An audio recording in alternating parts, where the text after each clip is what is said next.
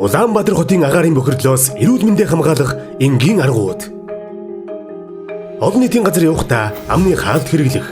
Хамгийн сайн хамгаалах хэрэгсэл бол шүүлтүүртэй амны хаалт юм. Энэ төрлийн амны хаалт нь энгийн болон эмнэлгийн зориулалттай амны хаалтаас илүү үр дүнтэй. Дотор орчны агаар цэвэр шүүлэгч ашиглах. Өөрийн хэрэгцээнд тохируулан чийгшүүлэгчтэй, ёонжуулагчтай дотор орчны агаар цэвэр шүүлэгчийг сонгон хэрэглээрэй. Ажлын байранда тасалгааны ургамал байрлуулах. Агаар шүүдэг тасалгааны ургамлууд тухайлбал 100 наст, сараан, авирган, цэцгэн тасалгааны агаарыг хамгийн сайн шүүн цэвэрлэдэг болно.